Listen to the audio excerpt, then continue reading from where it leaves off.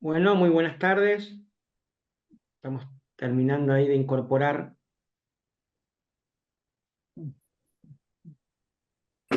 Bueno, muy buenas tardes. Muchas gracias por acompañarnos en esta actividad importante, ¿no? De inicio, lanzamiento de un nuevo año de con una nueva cohorte, ¿no? En la maestría de Derecho Público.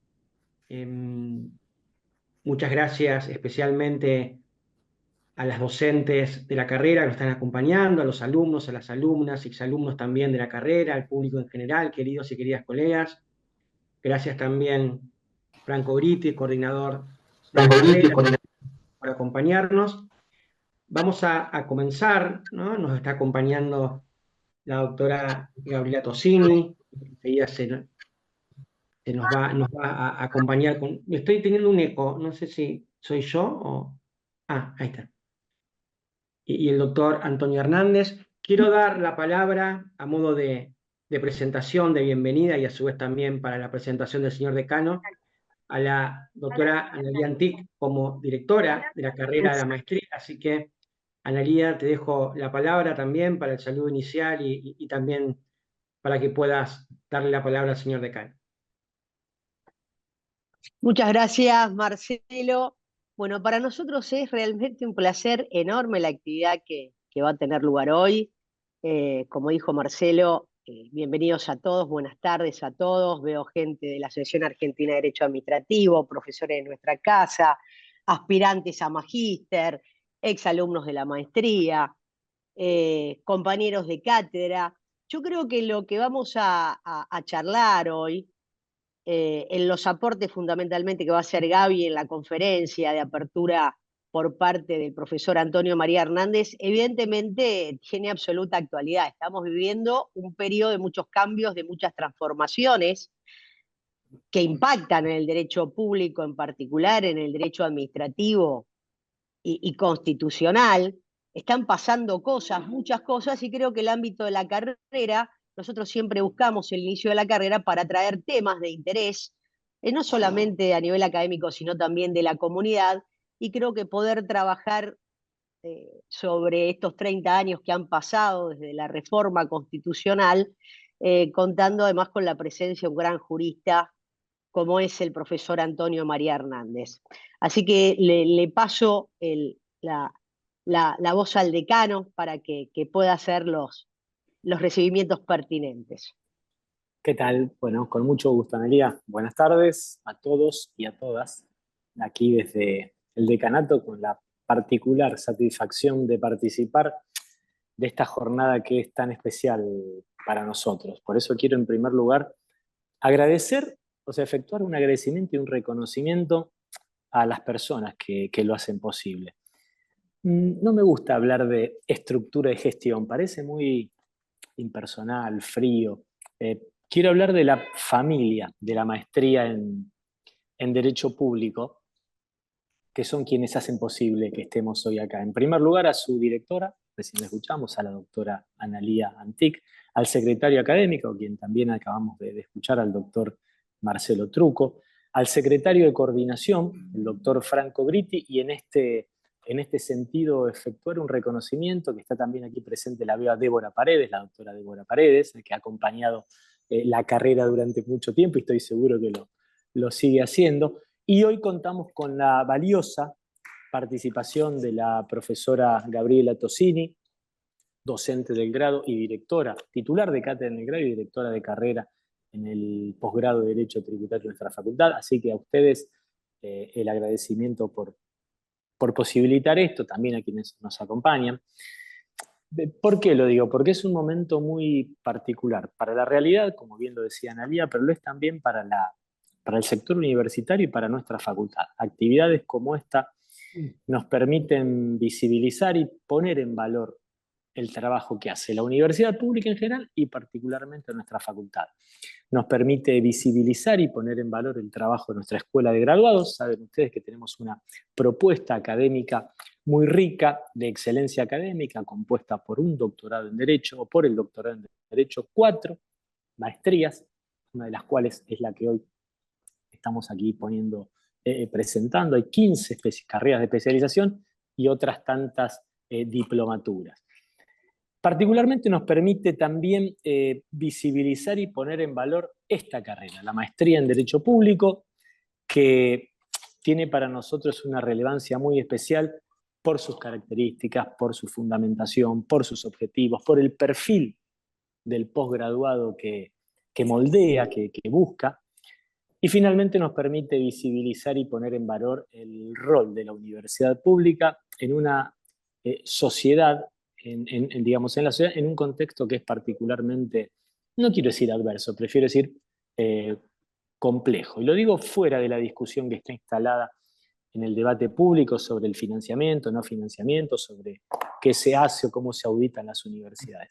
Cuando digo el rol y digo un momento complejo, me refiero al aporte concreto, genuino, de valor, que estamos obligados como sector universitario sostenido por la sociedad a hacer a esa sociedad.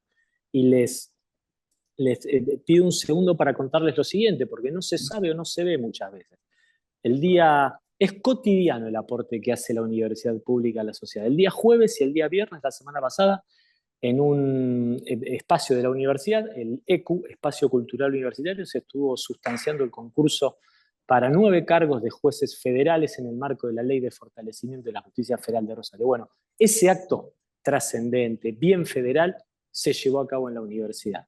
El día sábado tuvimos un acto de colación de grado de la segunda cohorte de la carrera de la diplomatura del análisis económico forense que se lleva adelante entre nuestra facultad y la Facultad de Ciencias Económicas en el marco del CEI, el espacio interdisciplinario de la universidad. Y hoy presentamos esta maestría que lo que busca es enriquecer la formación de los operadores del derecho en una función muy particular. Les decía que tiene un perfil, se busca un perfil en el graduado, que es la solidez en los principios y en las normas relacionadas con la administración pública. Recién Analía hablaba de una realidad en constante cambio, en evolución, con una dinámica que cada vez se hace más compleja en cuanto a esos cambios, y va de suyo que carreras como esta se tornan imprescindibles en esta realidad. Por lo tanto, a ustedes que están aquí participando del evento, los insto a participar de esta experiencia académica de excelencia. Y también es relevante esto porque nos permite el reencuentro con un amigo muy querido de esta casa, el doctor Antonio María Hernández, jurista, especialista en Derecho Constitucional, en fin, los antecedentes ya los van a reseñar, diputado nacional, convencional constituyente. ¿Y por qué digo reencuentro? Porque lo tuvimos acá hace 5 años, fue en el año 2019, en oportunidad del acto de apertura del año académico. Antonio, se cumplía en ese momento 25 años de la reforma de la Constitución. Hoy, 2024, se están cumpliendo 30 años. Lo que yo hago votos y me permito pedirte delante de todos es que no tengamos que esperar hasta el 2029, otros 5 años para volver a disfrutarte. Así que por todo esto, buenas tardes a todos y gracias por permitirme acompañarlos un rato. Bueno, muchas gracias especialmente al señor decano por siempre hacerse el espacio para acompañar las actividades de la maestría. Entonces vamos a dar comienzo formalmente a esta jornada, ¿no? Precisamente que dimos en llamar el derecho público a 30 años de la reforma constitucional de 1994. Quiero presentar enseguida a la doctora Gabriela Tosini, quien gentil y generosamente también nos ha acompañado a pesar de sus múltiples obligaciones y sabemos que está próxima a iniciar un viaje, pero ha querido acompañarnos, así que le agradecemos especialmente su presencia, su generosidad por prestigiar esta actividad de la doctora Tosini, quien es profesora titular de la asignatura de Derecho Tributario en la Facultad de Derecho de la Universidad Nacional de Rosario, es directora de la carrera de especialización en Derecho Tributario, docente, por supuesto, de nuestra maestría en Derecho Público, docente de posgrado y profesora invitada en distintas universidades del país y del extranjero, y autora de varias publicaciones y libros sobre su especialidad. Su última obra, Tutela Judicial Efectiva en materia tributaria. En la jornada de hoy nos va a desarrollar el tema de la reforma constitucional y su implicancia en el derecho tributario, reflexiones a los 30 años de su sanción. Así que, doctora Tossini, nuevamente muchas gracias por acompañarnos y la dejo en el uso de la palabra. Bueno, la agradecida soy yo. Muy buenas tardes a todos y a todas. Señor decano, muchísimas gracias también por su presentación, por sus palabras. Muy agradecida, señora directora, Analía, directora de la Maestría en Derecho Público, Marcelo, secretario académico, el doctor Gritti, coordinador, bueno, Débora, que está por allí, que también siempre ha participado en la coordinación de la carrera, y es un gusto volvernos a encontrar, y realmente es un honor para mí poder compartir este espacio con tan destacado jurista, doctor Antonio María Hernández. Muchísimas gracias a todos ustedes. Es cierto, estamos cerca del aniversario número 30 de la reforma constitucional, la famosa reforma de 1994. Esto va a suceder en agosto. Si uno, para hacer un poco de historia, creo que fue el 24 de agosto. Acá la historia viviente la contará el doctor Hernández, por supuesto, ¿no? Pero de la lectura puedo hacer algún ingrediente. Bueno, el 24 de agosto se juró solemnemente esta reforma constitucional, fue sancionada 2 días antes, el 22 de agosto, y respondió a, digamos, el mandato de una ley que fue la ley 24.309, ya publicada en el Boletín Oficial el 31 de diciembre del año anterior, del año 1993, que fue fruto de un acuerdo partidario, el Pacto de Olivos. Y allí, en esa ley, se ordenó la reforma parcial de la Constitución. Y lo interesante, por lo menos en lo que yo me voy a referir, es de qué manera esos parámetros de reforma y aquello que no se reformó han tenido una implicancia sustancial en el derecho tributario argentino. Vemos cómo nos enfocamos después de estos 30 años y de estos preceptos constitucionales que regulan la materia tributaria, y también analizaremos las cuestiones pendientes. Y algún análisis mínimo respecto de la situación actual, que tal como dijo el decano, es compleja. Bien, esta ley indicaba cuestiones que eran centrales, se llamaba algo así como cláusula cerrojo, el núcleo de coincidencias básicas. Eran 13 puntos. Veremos de esos 13 puntos cuál fue lo determinante en materia tributaria. Por otra parte, había otras cuestiones que no se podían modificar, y eran los primeros 35 artículos de la Constitución Nacional que contienen los derechos y garantías. La idea era no alterarlos. Se perfeccionaron porque luego se agregaron nuevos derechos y garantías. Y luego, en el resto del articulado y de las pautas, como por ejemplo fortalecimiento del federalismo, autonomía municipal y otros tantos, la idea fue que esto sí estaba habilitado al debate. Lo anterior, ese núcleo, era simplemente con la posibilidad de votar en bloque por sí o por no. Y la ley misma decía, bueno, este núcleo de coincidencias básicas hace un poco al espíritu de la reforma constitucional. Veamos entonces, vamos a comenzar un poco en orden de acuerdo a la Constitución. Los primeros 35 artículos no se modificaron. Al ratificarse, al no modificarse, también se les dio una importancia superlativa. ¿Y esto qué implicó en materia tributaria? Bueno, el artículo primero, que nos dice el régimen representativo, republicano y federal. Esto tiene una importancia enorme, por un lado, para el principio de reserva de ley en materia tributaria, que yo creo que ha sido una de las columnas vertebrales de la reforma constitucional respecto del derecho tributario. ¿Qué nos está diciendo la Constitución? Que solamente tiene que ser un régimen representativo, es decir, que los impuestos a quienes les gobierna el principio de legalidad tienen que cumplir con la exigencia que solo pueden estar emanados del Congreso. Pero no es un principio meramente formal, es sustancial porque justamente hace a la representatividad. Luego, federal, y aquí tenemos la coexistencia de diversos estados con potestad tributaria, que hay que acomodar esa convivencia para evitar doble o múltiple imposición o bien supuestos de evasión. Y a la vez, la división de poderes, el régimen republicano. Y esto nos hace reflexionar acerca del ejercicio de funciones jurisdiccionales en materia tributaria, que con el juego de este artículo, más el 29, más el 109, es claro que solamente pueden ser ejercidas por el Poder Judicial. El artículo 4, que es aquel que establece cómo se compone el Tesoro Nacional y que le corresponde al Congreso, los impuestos de importación, exportación y luego las contribuciones que equitativa y proporcionalmente iguales imponga el Congreso. ¿Y esto qué significa?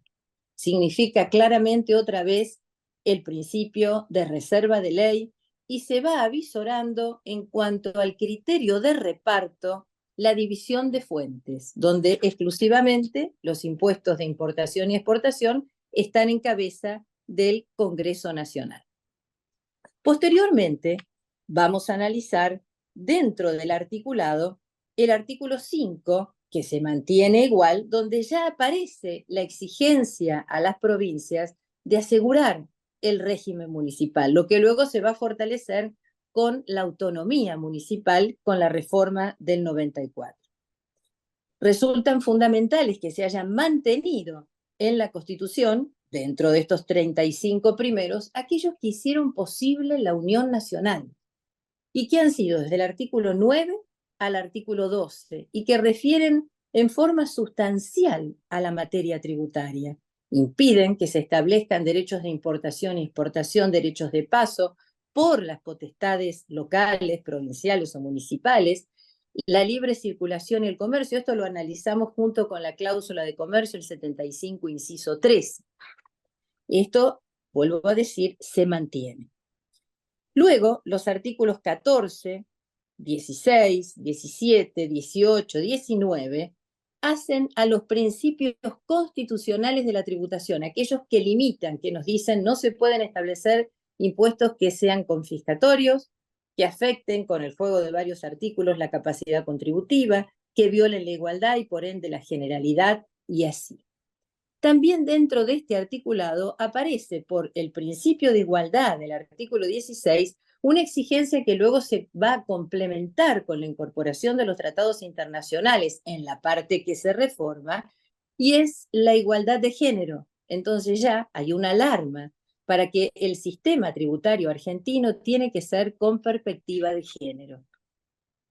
Luego, el artículo 19, que también refiere al principio de legalidad, pero que es muy importante en algo que hoy cada vez se advierte en demasía y genera tantos perjuicios, y que son las obligaciones de tipo formal emanadas por el fisco. Este artículo 19 nos dice que las cargas públicas solamente pueden estar, y con el juego del 17 también, el 17, las cargas públicas solo pueden estar establecidas por ley, y el 19, si no hay ley, esto está permitido. Y esto es importante porque la mayoría de las obligaciones de tipo formal que hoy existen en el derecho tributario están establecidas por meros actos administrativos de alcance general, por resoluciones generales y no por ley. Y este mandato está vigente plenamente en nuestra Constitución Nacional. Luego, el resto de los articulados, bueno, podemos decir también el 28 con el principio de razonabilidad, el 29 que coadyuva también a la exigencia de no darle al Congreso ciertas facultades que no corresponden en el ámbito al Poder Ejecutivo que corresponden al Congreso, y acá nuevamente el principio también de reserva de ley, la supremacía de la Constitución, que la vemos en el 31, la vemos en el 21, y ya no de la primera parte, pero se complementa con el 128, que incluso le dice a los gobernadores que están obligados a cumplir la Constitución como agentes naturales del gobierno federal. El 33 de los derechos y garantías implícitas. Bien, dentro del articulado, ya no de la primera parte, pero aquellos que se mantuvieron, si bien con distinta numeración, antes era 67, quedaron intactas la cláusula del progreso, la cláusula de los códigos y la cláusula del comercio, que también, que son aquellas potestades o facultades cedidas por las provincias a la nación y que de algún modo también limitan el ejercicio de la potestad tributaria en el reparto. Veamos ahora ya sí cuáles son aquellas cuestiones que podemos señalar del núcleo de coincidencias básicas. Dentro de esos 13 puntos, yo me animo a decir que está dado por el principio de reserva de ley en forma estricta, como gobierna en la Argentina. ¿Por qué? Porque dentro de ello se establecía la facultad del Poder Ejecutivo de dictar decretos de necesidad y urgencia, donde quedó en forma expresa la prohibición de hacerlo en materia tributaria, en materia penal, de partidos políticos. O sea que acá el constituyente parificó la materia penal con la materia tributaria en esa prohibición. Es materia prohibida para el dictado de los decretos de necesidad y urgencia. Pero a la vez, también en el núcleo de coincidencias básicas refiere en ese mismo articulado, en ese mismo desarrollo, a la facultad de delegación legislativa en cabeza del Poder Ejecutivo, solo limitada a cuestiones de administración que luego han sido definidas por una ley y de emergencia. Entonces, tengo para mí, y ya adelanto mi parecer, que al formar parte de este núcleo de coincidencias básicas y como luego está regulado en la Constitución, y leyendo inclusive todos los antecedentes, los distintos debates y opiniones de los convencionales constituyentes, en esto Quiroga Lavie ha sido muy claro, donde ha dicho que la Constitución tiene que ser coherente en sí misma. Entonces, si está prohibido, son materias prohibidas para el Poder Ejecutivo mediante DNU, el dictado de cuestiones referidas a materia penal o a materia tributaria, también en igual sentido, la emergencia no justificaría poder hacerlo en materia tributaria. Por ello es que, bueno, esto no es lo que ha sucedido en varias leyes de emergencia. Una de ellas es la actual, donde vemos, por ejemplo, en este proyecto que se presenta de ley bases, la cantidad de facultades que se delegan, por ejemplo, en este sistema RIGI de grandes inversiones en materia tributaria, ¿verdad? Sobre todo porque la exigencia de la reserva de ley es para gravar y para eximir, ambas cosas. Entonces, no debemos olvidar que en Argentina el principio de reserva de ley rige en forma estricta, no admite ningún tipo de excusa en ese sentido. Y a la vez podemos también destacar que tiene relación con la materia tributaria en esa tendencia a bajar, digamos, la importancia, la trascendencia al presidencialismo, la figura del jefe de gabinete, que en realidad, conforme a la Constitución, es quien hace recaudar, quien recauda las rentas de la nación y se ocupa del presupuesto.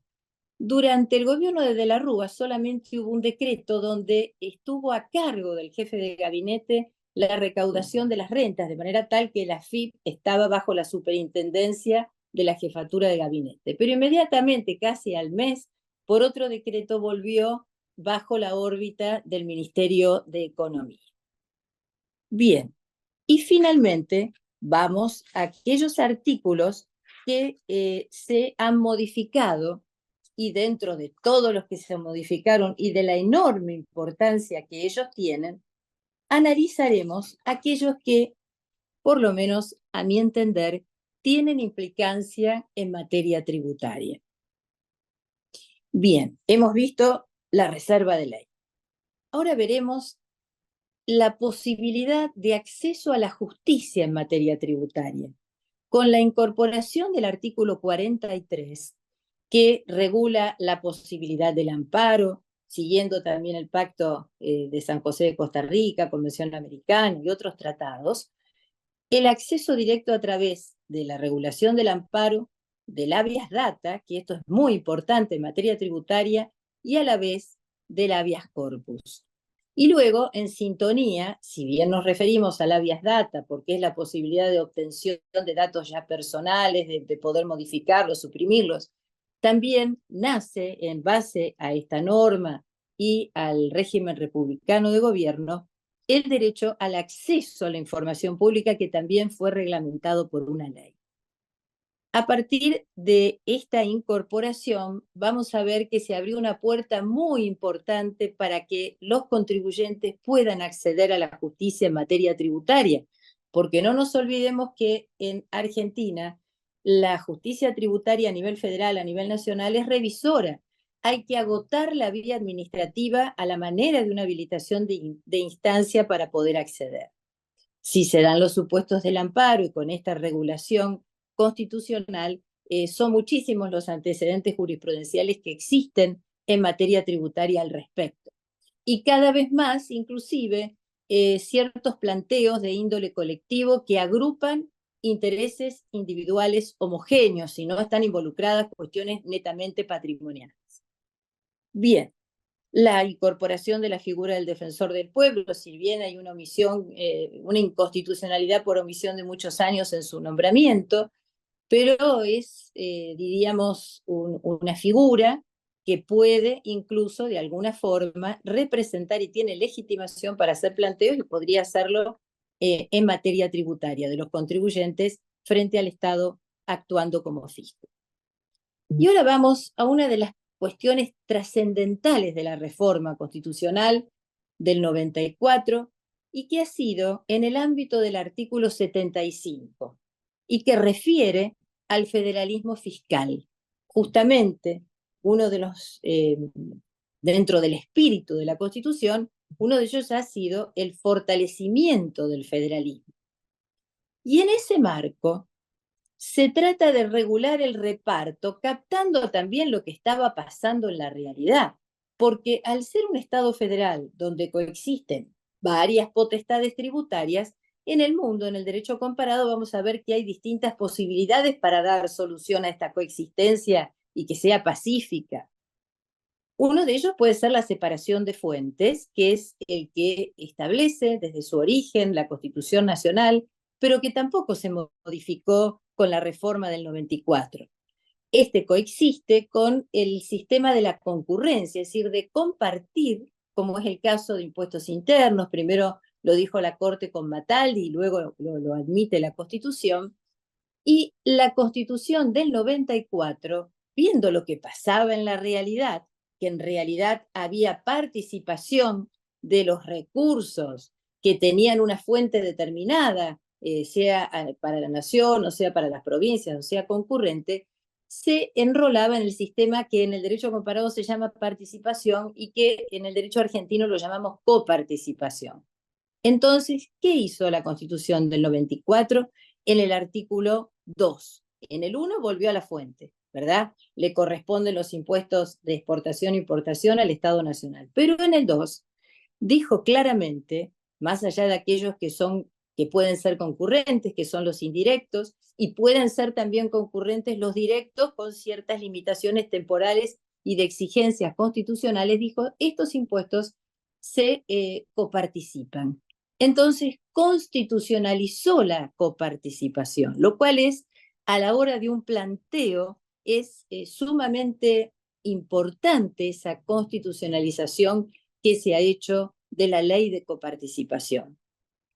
Y a la vez le dio un estatus diferente a Cava y por ende esa coparticipación es entre el Estado Nacional, las provincias y Ciudad Autónoma de Buenos Aires. Y a la vez también constitucionalizó, al regular la coparticipación, al regular cómo debe ser esa ley que hay que dictar y que ya vamos a cumplir 30 años de incumplimiento. Este es uno de los temas pendientes en el marco del federalismo fiscal, aquel que más necesita la Argentina, lograr un debido reparto de estas potestades. Incorpora la automaticidad de la remisión de los fondos como garantía constitucional. A la vez, bueno, establece distintos criterios de reparto que todavía no se han cumplido porque seguimos aplicando la ley anterior a la reforma constitucional, y esto, junto con la cláusula transitoria sexta, nos demuestra ese incumplimiento que a partir del año, hasta el año 96, y bueno, dentro de 2 años vamos a cumplir 30 años de incumplimiento.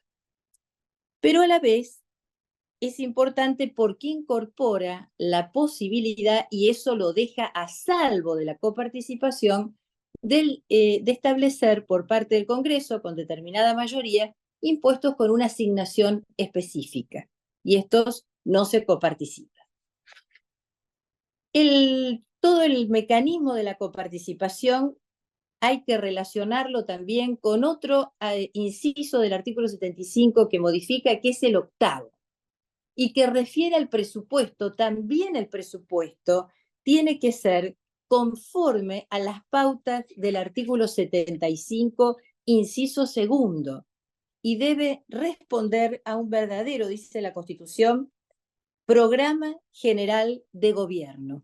Y ese programa general de gobierno, esas pautas de la coparticipación y del presupuesto a la vez tienen una relación directa con otros incisos que incorpora la Constitución del 94 en el artículo 75, como es el artículo 19, referido a proveer al crecimiento armónico de la nación y al poblamiento de su territorio y promover políticas diferenciadas, que tiendan a poder equilibrar un grado parejo, equivalente de desarrollo. En esos términos debe ser regulada la ley de coparticipación, que hoy todavía está pendiente.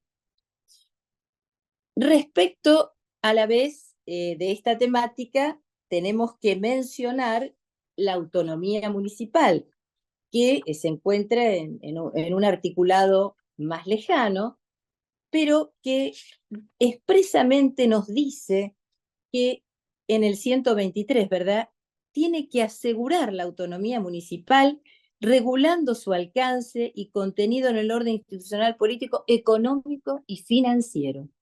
Lo que significa entonces que pueden los municipios darse sus propios recursos, pero lo que no significa que no tengan límites.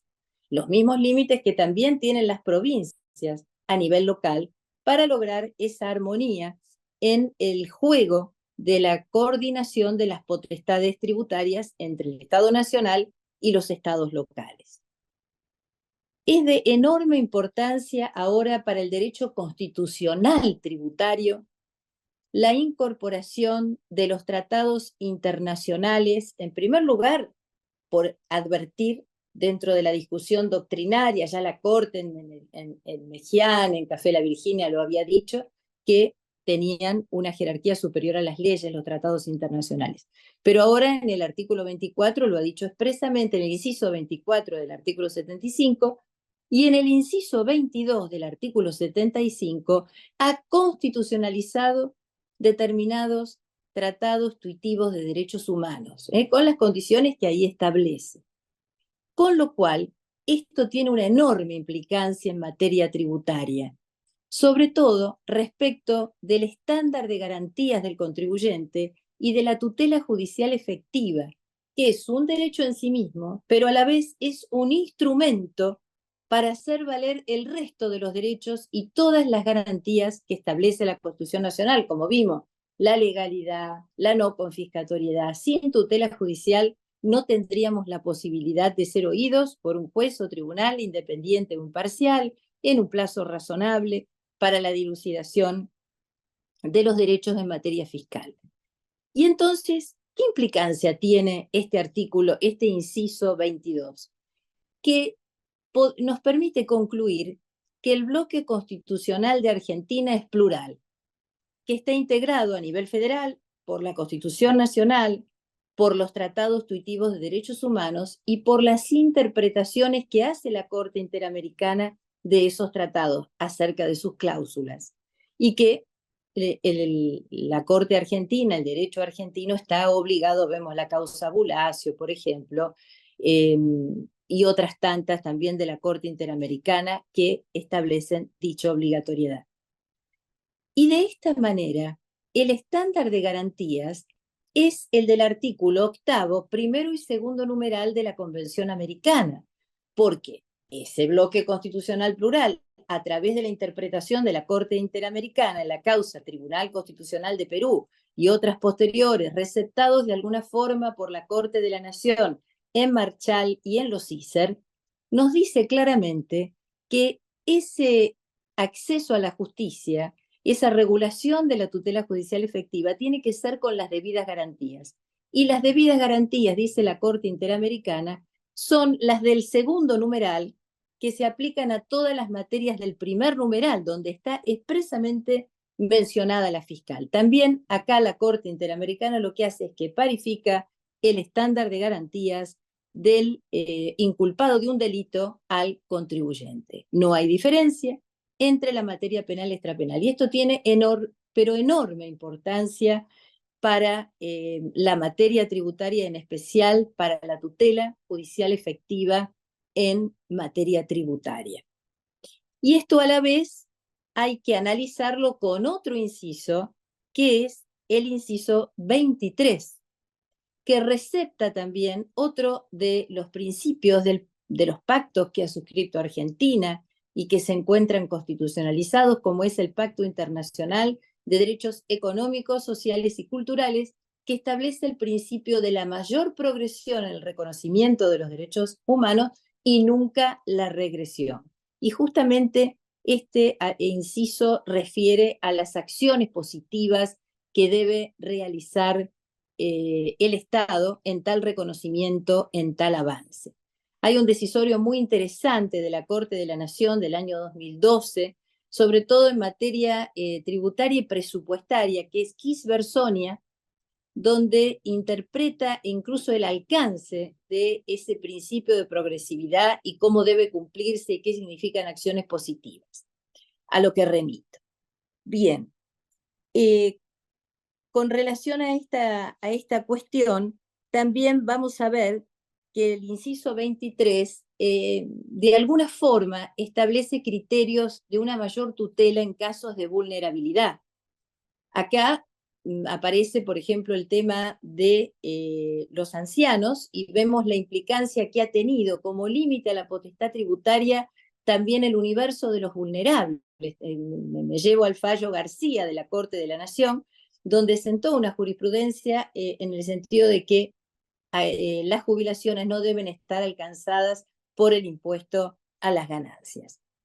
Y a la vez también menciona nuevamente la cuestión de género, menciona a las mujeres y otra vez ese mandato entre el inciso 22, también el 23, de la exigencia de un sistema tributario con perspectiva de género. Bien, esto, diríamos, es en líneas generales lo referido al derecho constitucional tributario, que es una de las cuestiones esenciales después de la reforma.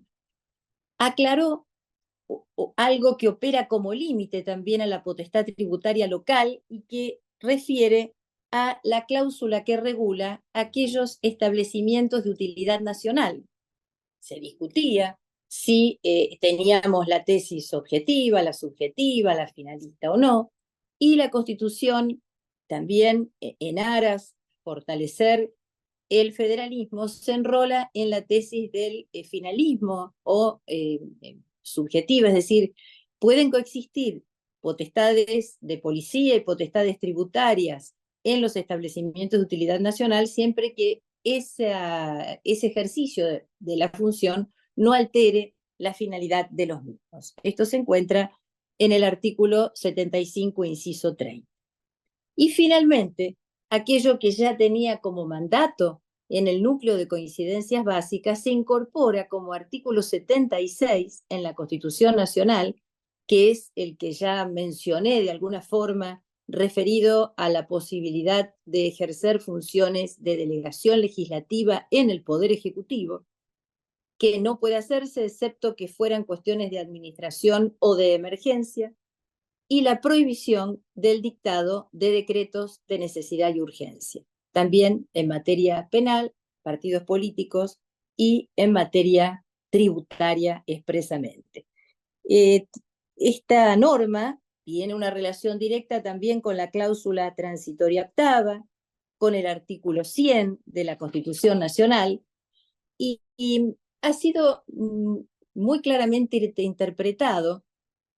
Incluso también quiero hacer hincapié dentro del voto de la mayoría, en el voto de Zaffaroni, que es en el que más coincido, en la causa camaronera patagónica contra Estado Nacional del año 2014, donde queda claro que la materia tributaria tiene un principio de reserva de ley en forma estricta, donde todos los elementos del tributo tienen que estar establecidos, incluso bien acotado el aspecto cuantitativo. Y quizás un poco viene del resabio de vieja jurisprudencia anterior a la reforma constitucional, donde todavía hay decisorios de la Corte que hablan de la posibilidad de una delegación impropia, pero muy precisa, en determinados impuestos, como puede ser, por ejemplo, el aduanero. Pero en esto, dentro del voto de la mayoría, que declara la inconstitucionalidad de una resolución general que estableció un derecho de exportación, porque no es una ley, al ser un impuesto, en el voto de Zaffaroni dice que la delegación es prohibida. A lo sumo, puede el Poder Ejecutivo estar ejerciendo cierta facultad de reglamentar la ley sin moverse de la ley, sin alterar absolutamente su espíritu. Además, en lo personal, sostengo que hablar de delegación impropia es totalmente improcedente porque se anula a sí mismo. Si vamos al diccionario de la Real Academia Española, lo impropio es justamente lo que le falta a aquello para hacer. Entonces, claramente el mensaje es que no puede haber delegación en materia tributaria. Y en esto la Constitución ha sido más que estricta. Tenemos cuestiones pendientes y sí, la coparticipación, todo lo que nos ha indicado del federalismo fiscal, y cuestiones pendientes de respetar plenamente el principio de reserva de ley en forma estricta, que no es más que respetar la división de poderes, la representatividad en materia tributaria. Esas son las cuestiones que sí claramente nos queda pendiente. Bien, creo yo que los ejes entonces han sido en lo tributario, reserva de ley, mantener todos los principios constitucionales que limitan la tributación, el acceso a la justicia en forma amplia con la incorporación de los tratados internacionales institutivos de derechos humanos, la protección de la vulnerabilidad, acciones positivas en materia de derechos humanos, lo que incluye la igualdad de género, y por otra parte, el federalismo fiscal, que vuelvo a decir, estamos en una deuda ya casi con este aniversario de los 30 años. Esperemos que esto pueda alcanzarse, porque sin duda alguna es uno de los grandes problemas que tiene la Argentina en lo que hace al ejercicio de la potestad tributaria. Muchísimas gracias por esta invitación, por esta oportunidad, y que tengan buenas tardes.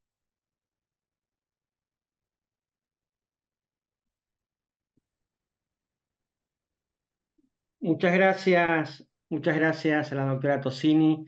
Realmente muy interesantes las reflexiones y los aportes. Vamos a continuar entonces con la jornada, dando la palabra a la doctora Analía Antic, directora de la carrera de la maestría en Derecho Público, doctora en Derecho, profesora titular de Derecho Administrativo en la Facultad de Derecho de la Universidad Nacional de Rosario, docente de posgrado en varias carreras, profesora invitada en distintas universidades del país y del extranjero. Entre otros cargos de gestión fue secretaria académica de la Facultad de Derecho de la Universidad Nacional de Rosario. Y en esta jornada, que intenta recorrer también de manera interdisciplinaria los grandes temas del derecho público, la doctora Antic se va a referir al principio de juridicidad, la administración pública y el derecho administrativo. Analía, entonces te dejo en el uso de la palabra. Gracias, Marcelo. En realidad, bueno, Gabriela dio realmente un abordaje muy profundo respecto de lo que ha sido la reforma del 94 y todo el recorrido que tuvimos hasta aquí. Yo en realidad, porque quiero escuchar al protagonista de la reforma, ¿verdad? Que es el doctor Hernández, para que nos cuente un poco cómo fue esa experiencia y cómo ve la situación ahora. pero más que nada quería reflexionar sobre uno de los principios nodales de nuestro derecho, en un Estado social y democrático de derecho, como es el principio de juricidad. La administración pública en su funcionamiento a veces está tan en lo casuístico. Recién Gabriela nos hablaba de las delegaciones de facultades, de cómo funcionan los reglamentos de necesidad y urgencia o las delegaciones, cuáles son los imperativos constitucionales respecto a estas restricciones, pero la administración pública es como que funciona por periodos, casi analizando que si no tiene determinadas competencias que exceden de las competencias constitucionales, es como que no puede funcionar, es como que genera una parálisis. Y el principio de juricidad, más amplio que el de legalidad, de alguna manera nos lleva a la reflexión de cómo debe ser el diálogo de poderes, de cómo de alguna manera el Estado debe funcionar para generar en nosotros los ciudadanos algo de certidumbre. En estos 30 años, yo recuerdo, con Adriana Thaler estábamos haciendo en el 94 la especialización en Derecho Administrativo en la Universidad del Litoral, parábamos en el mismo hotel donde estaban los convencionales constituyentes del radicalismo, eh, después de lo que fue el trajín de la reforma. Era una época de mucha ebullición porque se tenía en la cabeza la necesidad justamente de lograr una reforma que le ponga coto al presidencialismo, y por eso se trabajaron varios institutos justamente en ese sentido.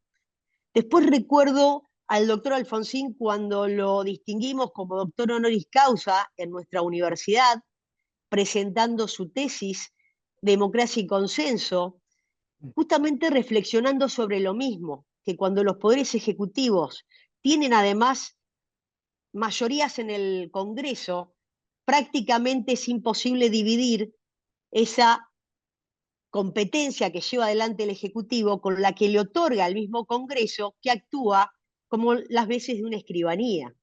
Entonces el principio de juricidad, de alguna manera, como nos enseña el maestro Comadira, que expresa la exigencia de una, primero, constitucionalización de la administración, un sometimiento de la administración al derecho constitucional, y una exigencia de que todo el accionar de la administración se someta al ordenamiento jurídico, pero no solamente a la ley, al ordenamiento considerado como un todo. Es decir, que aquí se integran los principios generales del derecho, obviamente a la norma fundamental, que es la Constitución, y toda la producción normativa que venga tanto del Congreso como de la Administración debe estar sometida a este principio de juricidad. Esto quiere decir que todas las acciones del Estado deben preverse en el ordenamiento jurídico y sujetarse a su regulación como sistema. O lo que es lo mismo, toda manifestación del poder estatal debe encontrar ese respaldo en un sistema jurídico armónico que pueda compensar, que pueda de alguna manera ver el recipiendario último de esto, que son los habitantes del país, saliéndonos de las teorías de la razón de Estado, saliéndonos de las teorías que de alguna manera justifican los poderes del Estado, el ejercicio de la potestad estatal, y como nos enseñaba Gordillo y nos enseña Jaime Rodríguez Arana Muñoz, entre muchos otros, ver aquí la centralidad de la dignidad de la persona humana en el funcionamiento del principio de juricidad. Hay varias normas que tratan sobre esto, fundamentalmente para traer a colación algunas, la Convención Interamericana sobre la Corrupción y la Convención de Naciones Unidas contra la Corrupción, establece que el principio de juricidad deviene rector de toda la gestión estatal y es totalmente aplicable a toda la actividad de la administración pública, incluso a los contratos administrativos, porque por allí también se escapan muchas normas que en principio no son de competencia constitucional de ese poder. La propia Corte Suprema, en el voto de Rosati, de la causa Municipalidad de Junín con Acapol, del 22 de diciembre del 2020, dice que el principio de juridicidad expresa delimitaciones precisas entre lo que se puede hacer, lo que se está obligado a hacer y lo que no se debe hacer para garantizar la convivencia. La precisión y actuación real de las reglas preestablecidas genera un clima de seguridad en el cual los particulares conocen de antemano a qué reglas se sujetará la actuación de los gobernantes, de manera que la conducta de estos sea previsible y, en caso contrario, que haya quien, con potestad suficiente, pueda corregir el error y responsabilizar eficazmente al transgresor. Fíjense con qué claridad expositiva se trabaja el principio de juridicidad, y nosotros como operadores jurídicos nos cuesta bastante a veces divisarlo en lo cotidiano del funcionamiento del Estado. Utilizando la tríada analítica de otro maestro, de Vidar Campos, puede decirse que desde lo valorativo, el Estado de Derecho se encamina al cumplimiento del fin justicia en la medida que sienta reglas objetivas y reconoce derechos legislativamente, dirime conflictos de manera pacífica y adjudica derechos judicialmente, y mantiene el orden público, la organización administrativa ejecutivamente. Todo esto actuando de acuerdo a principios morales respetuosos de los individuos. Eso en un plano. En el plano de lo real, el Estado de Derecho actúa bajo la premisa de adecuación de medios disponibles a fines propuestos.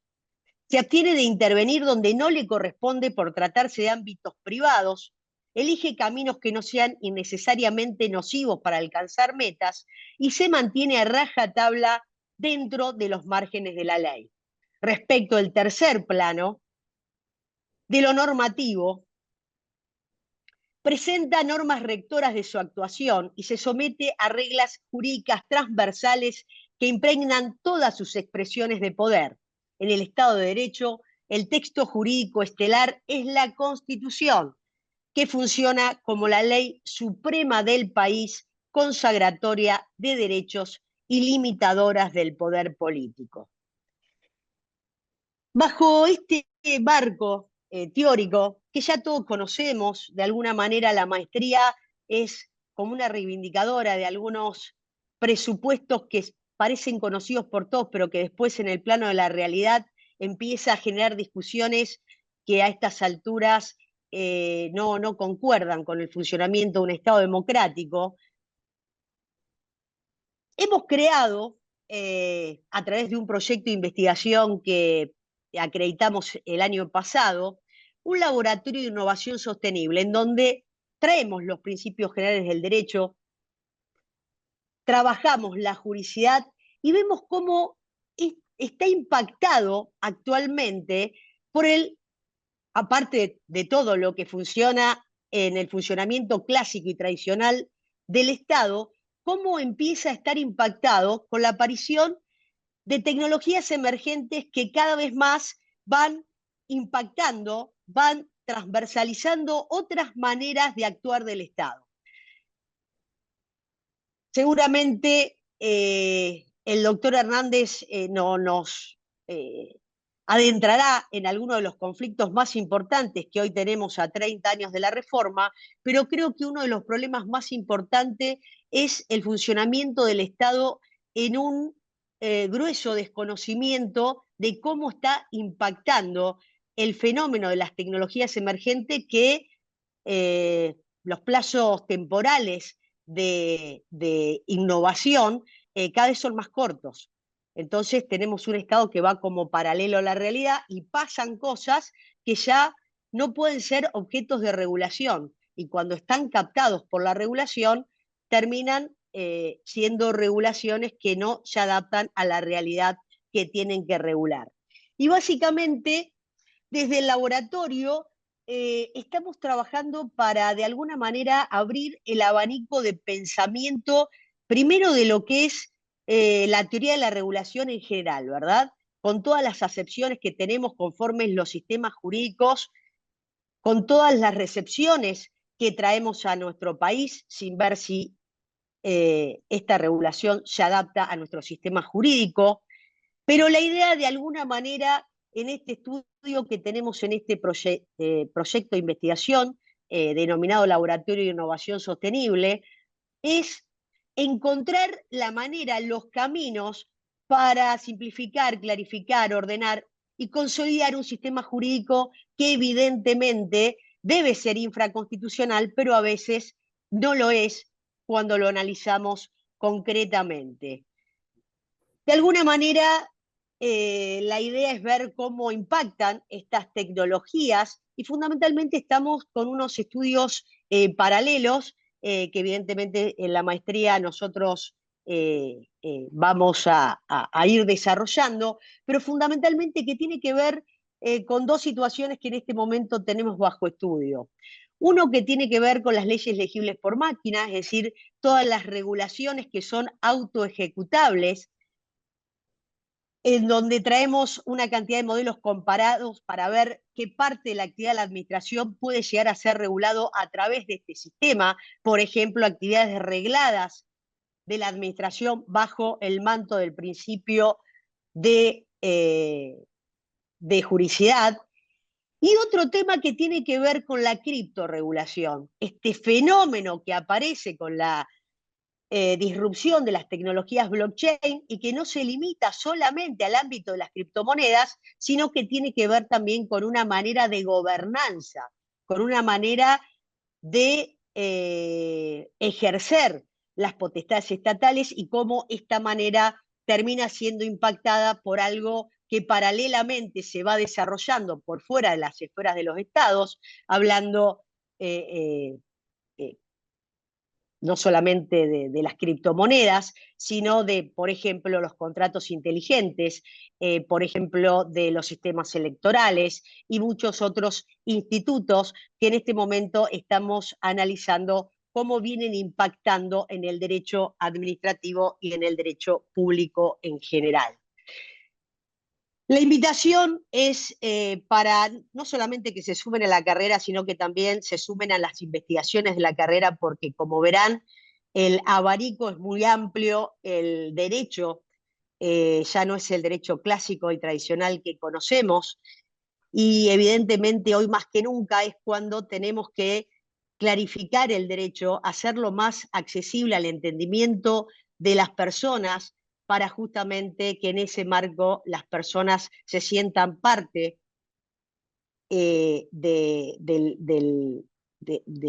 la protección que la Constitución de alguna manera les depara y que se sientan parte de un país que lamentablemente a 30 años de la reforma tenemos que analizar números que cada vez son más catastróficos.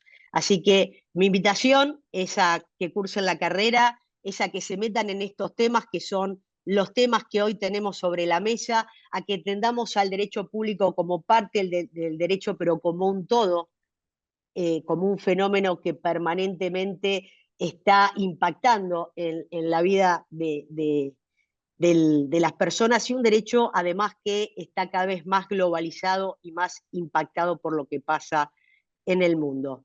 Así que muchas gracias y le doy paso a Marcelo para presentar a nuestro conferencista. Muchísimas gracias. Muchas gracias a la doctora Antic.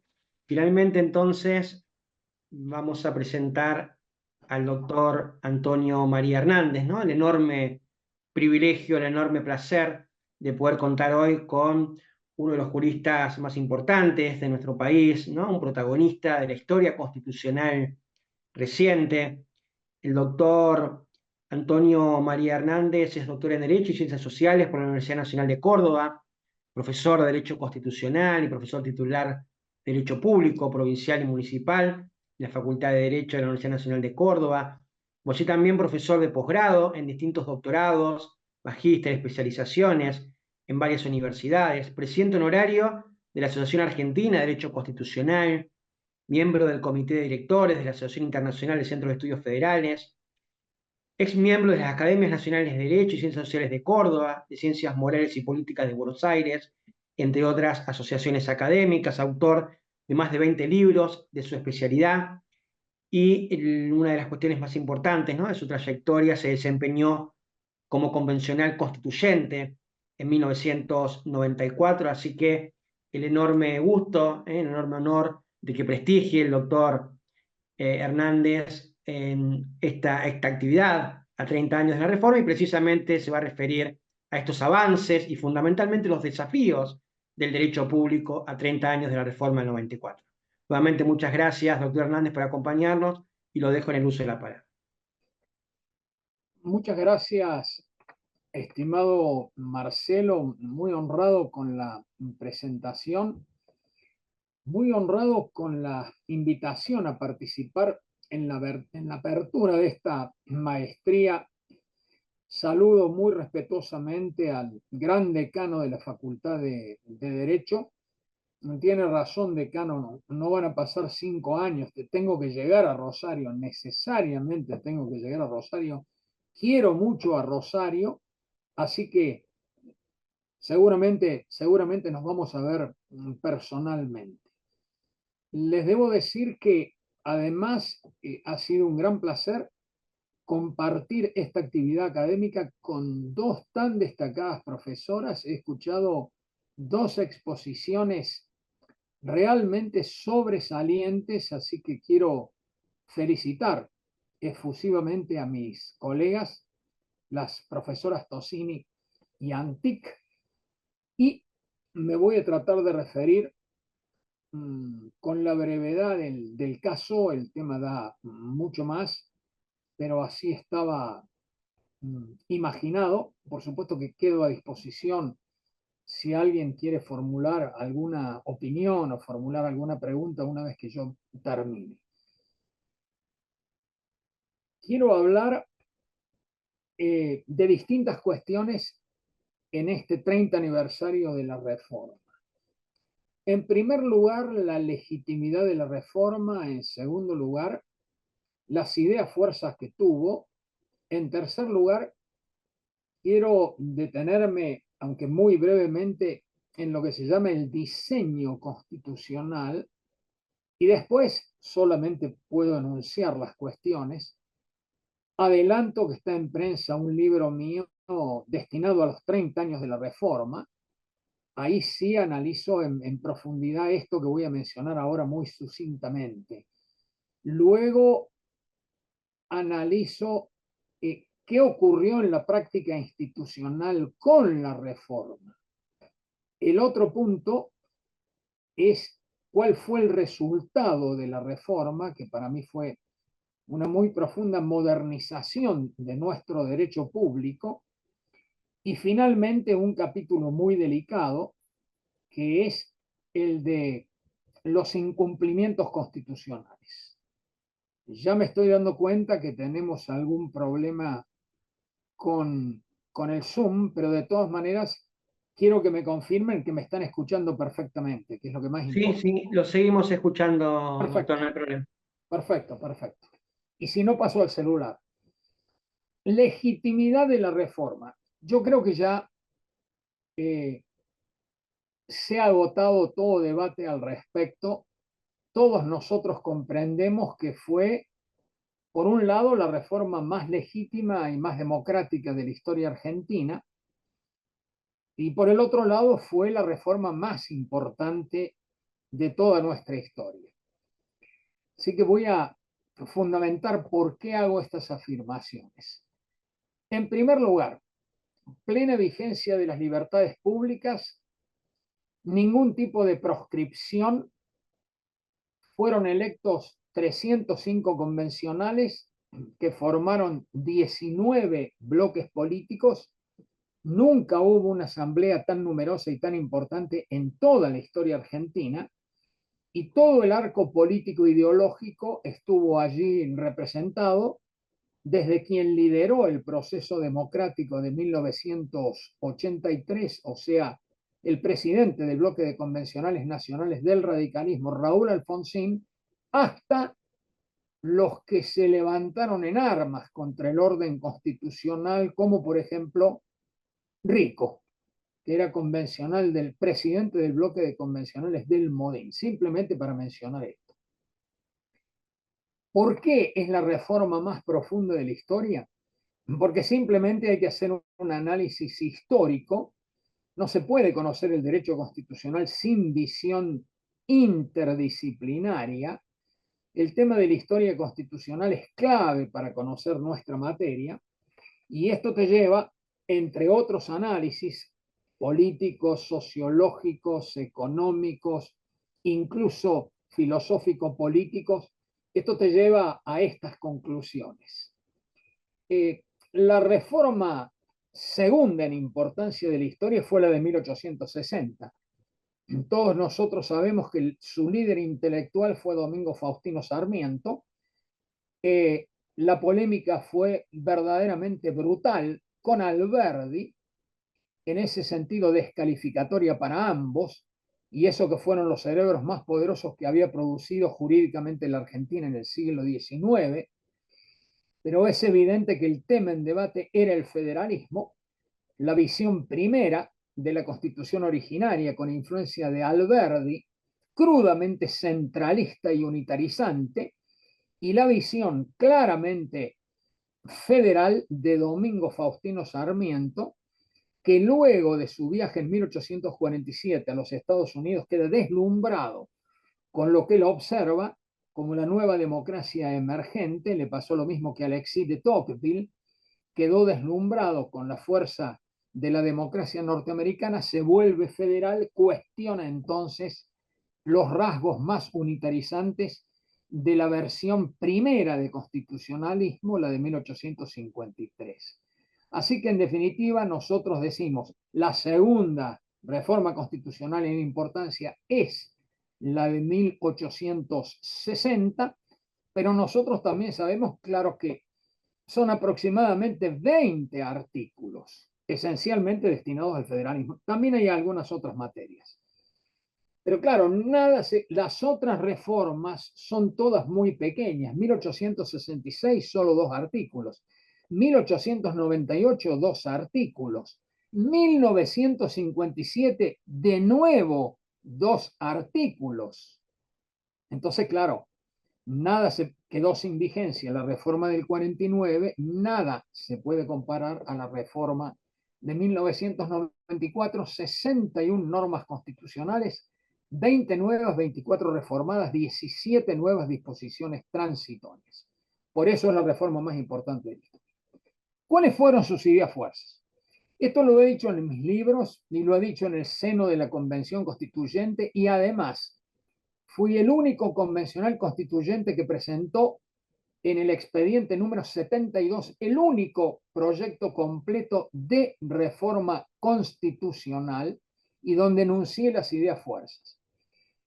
En primer lugar, atenuar el hiperpresidencialismo argentino. En segundo lugar, fortalecer el Congreso Nacional. En tercer lugar, asegurar la independencia del Poder Judicial.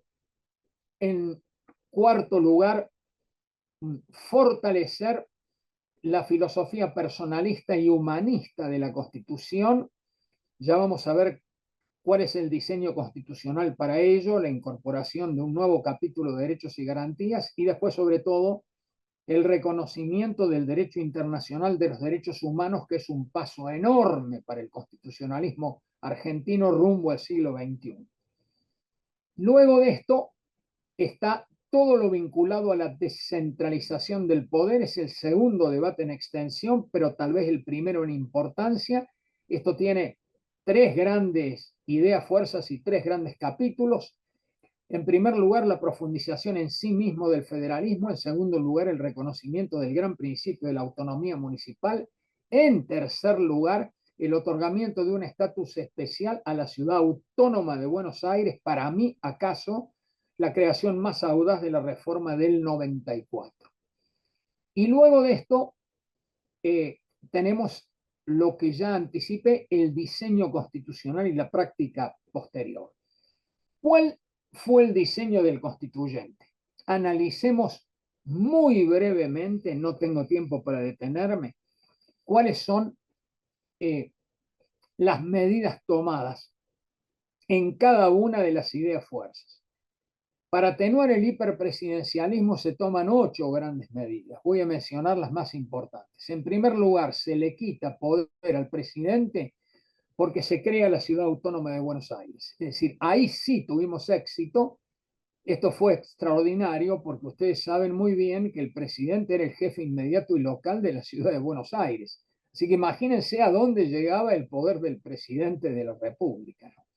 Tener la caja y el gobierno de lo que es, claro, la ciudad más rica de la Argentina con 3 millones de habitantes, etcétera, etcétera, etcétera.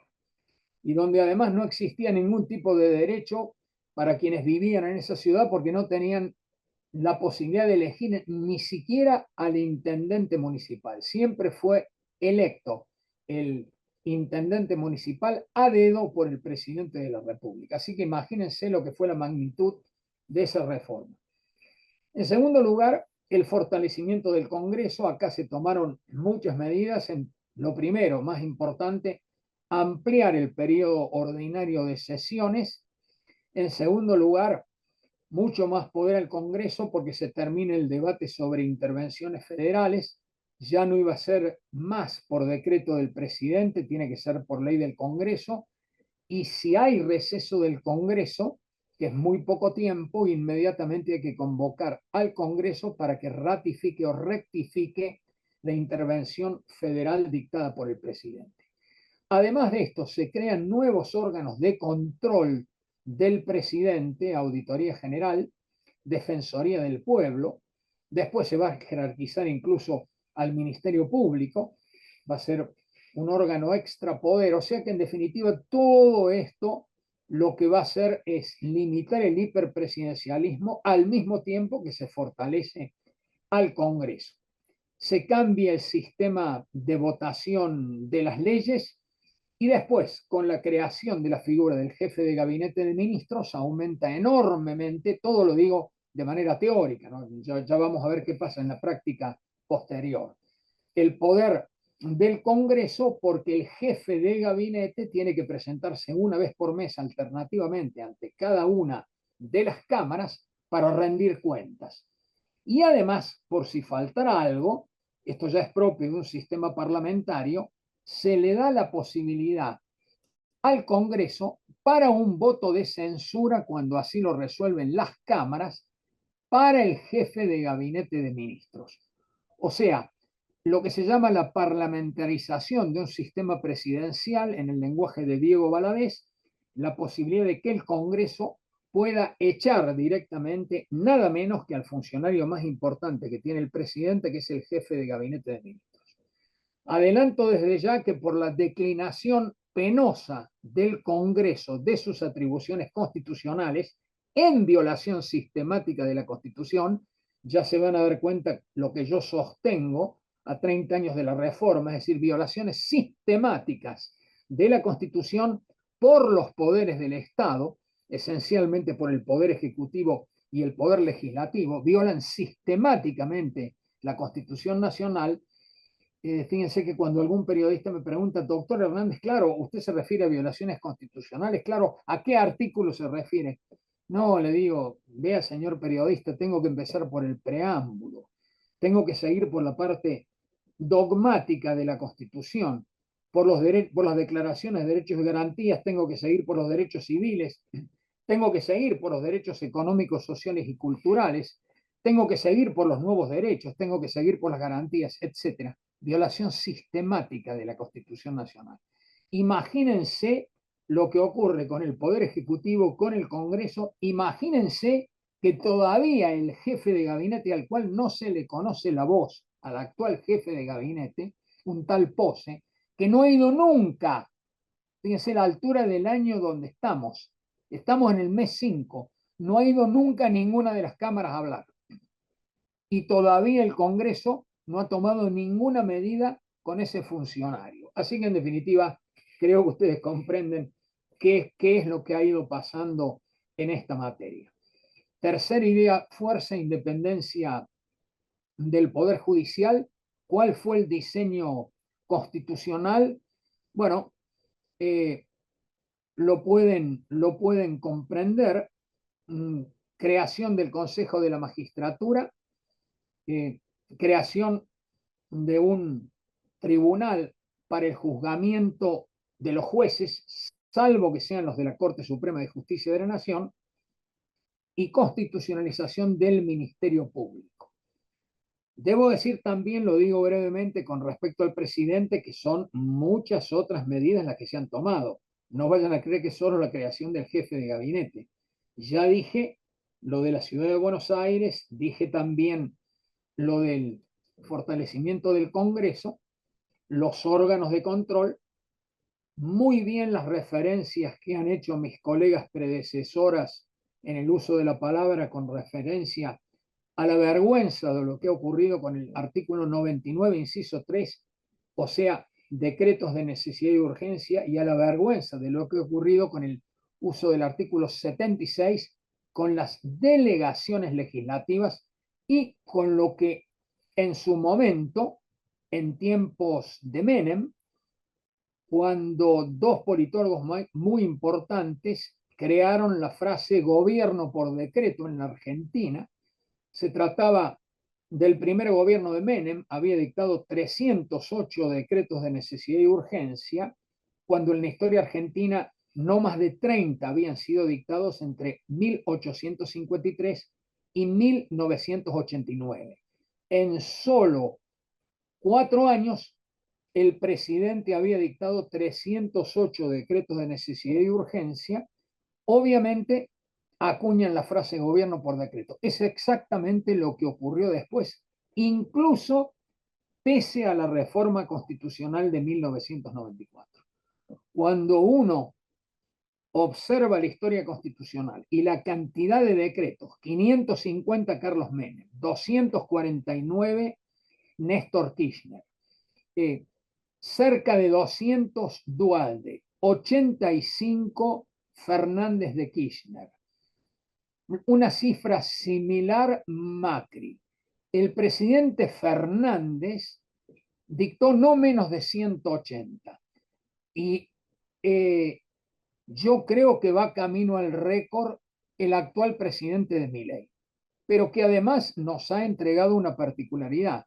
Hay un solo decreto de necesidad de urgencia, que es el 70, que es el más extenso de toda la historia argentina, 366 artículos, abarca una enorme cantidad de materias, incluso avanza sobre códigos de fondo, como el Código Civil, y también la legislación laboral, y ha producido efectos sociales gravísimos. Ya sabemos lo que está ocurriendo con las prepagas y la cantidad de amparos que existen presentados al respecto. Así que en definitiva, nosotros ya sabemos bien lo que es el gobierno por decreto, ya sabemos lo que son las violaciones constitucionales, ya sabemos que obviamente nada tiene que ver la reforma de 1994 con lo que ocurrió, esto siempre lo distingo, en la etapa post-constituyente. En un proceso constituyente, para juzgarlo hay que analizar la etapa preconstituyente a cargo del Congreso. No me detengo en esto, lo hizo muy bien la doctora Tosini, señaló muy bien la importancia de los acuerdos. Desde de paso lo digo, sin acuerdos no tenés ni constitución ni reforma constitucional. Solo hay política constitucional cuando hay acuerdo de las grandes mayorías políticas. Es muy grave creer que porque ganás una elección podés imponer un proyecto constitucional cuando todos nosotros sabemos que la Constitución requiere alto consenso para iniciar el proceso, porque todos también tenemos que saber que la Constitución es una transacción política fundamental, como decía Alberdi, es el sueño, el proyecto político por antonomasia de una sociedad y tiene que ser el reflejo, obviamente, de los grandes valores, de los grandes sueños de una sociedad. Así que, en definitiva, hay que distinguir muy bien lo que fue ese proceso ejemplar, sobre todo el de la Convención Constituyente, los 90 días inolvidables en la ciudad de Santa Fe, también en Paraná, el acuerdo extraordinario logrado para la reforma constitucional más importante de la Argentina, incluso hasta 3 cláusulas votadas por unanimidad, como las del artículo 36, como la primera cláusula transitoria sobre nuestros derechos de Malvinas o sobre el 75, inciso 17, con respecto a los derechos de los pueblos originarios. Así que, en definitiva, el problema es la etapa post-constituyente. La Argentina deja muy atrás esa etapa política extraordinaria, que fue lo más importante que se vivió en los 40 años de democracia, y el mayor legado que ha dejado Alfonsín es la reforma del 94, ese es mi punto de vista, y también debo decir que lo que pasó después, lo que estamos viviendo ahora, es el regreso a lo que se llama la política agonal clásica de los argentinos, caracterizada, como lo escribió de manera magistral en el Juicio del Siglo en 1910 Joaquín B. González. Lo que ha regido y lo que rige hoy la vida política de los argentinos es la ley de la discordia interna, que otros popularizaron como la ley del odio, de tal manera que nosotros entendemos que nada tiene que ver el espíritu de 1994 y de la reforma constitucional con lo que hoy se está viviendo. Hoy son tiempos, por el contrario, de agresiones, de escraches, de descalificaciones, de polarización, de fragmentación, algo que conocemos bien, lo practicó mucho el kirchnerismo, como populismo, digamos así, de izquierda o pseudoizquierda, y ahora tenemos en cambio la versión de lo que es un populista, llamémosle así, de derecha, exactamente con la misma técnica. Gobierno por decreto, división de la sociedad. Antes era un relato, ahora es argentinos de bien frente a la costa, a la casta, pero ya conocemos cuál es la metodología. El decreto de necesidad y urgencia más extenso y profundo y más groseramente inconstitucional de toda la historia argentina, más la ley de bases, con 2 versiones. La primera fracasada, 644 artículos, la que ahora se está tratando de 232 artículos. No puedo detenerme en esto, simplemente explicar qué está pasando bajo el punto de vista constitucional. Por supuesto que la idea de la incorporación del jefe de gabinete era una idea importante, es una institución muy importante. No hace falta que les diga que no hay que ser un experto para darse cuenta que en el orden de la realidad el jefe de gabinete es un empleado más del presidente, y además, ante la inacción del Congreso, ni siquiera se le exige que vaya a rendir cuentas una vez por mes a cada una de las cámaras. ¿Qué ocurrió en el tema de derechos? Ahí sí el diseño constitucional tuvo un éxito ya mucho más importante. En primer lugar, voy a hablar del nuevo capítulo de derechos y garantías, todo muy breve. Van a tener que ver después mis libros y mis opiniones. Hay un libro publicado a 25 años de la Reforma por la Universidad Nacional de Córdoba. Ahora espero publicar el libro de los 30 años. Así que, claro, ahí van a poder ver mis opiniones más en profundidad. Artículo 36. Fui además miembro informante. Ese artículo tiene una importancia capital. Junto al artículo 29 y el artículo 1, son artículos, y algunos aspectos del preámbulo son los aspectos de mayor valor filosófico político, porque ahí está la quintesencia de la Constitución: tener una democracia republicana y federal. De tal manera que cuando vos violas la Constitución, que es lo que ocurre sistemáticamente, vos atentas directamente contra el orden democrático. Pero hay una segunda parte del artículo 36 de enorme trascendencia que expliqué muy detenidamente. Ahí hay la creación de un nuevo delito constitucional, es el enriquecimiento ilícito en la función pública, que tiene el mismo nivel que lo que eran los antiguos golpes de Estado, un atentado directo al orden constitucional. ¿Cómo será la realidad argentina que dura un proceso de corrupción 14 años, con lo cual ya saben ustedes cuál es la realidad? No solo funciona mal el Poder Judicial, lo dicen las encuestas de cultura constitucional, tema que ahora voy a abordar, sino también lo que ustedes perciben. En la Argentina no es que haya corrupción, hay algo mucho más grave que es lo que se llama la impunidad.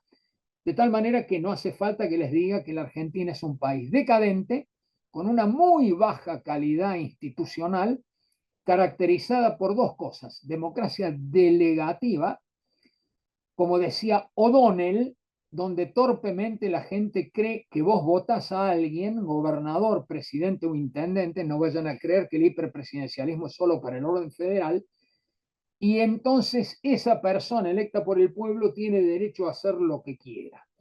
El otro carácter lamentable que nosotros tenemos es una democracia claramente corporativa. Esto lo explicaba muy bien Carlos Santiago Nino, no solamente creador de la palabra hiperpresidencialismo en su obra Fundamentos de Derecho Constitucional, sino además señalar el carácter corporativo que tiene la Argentina.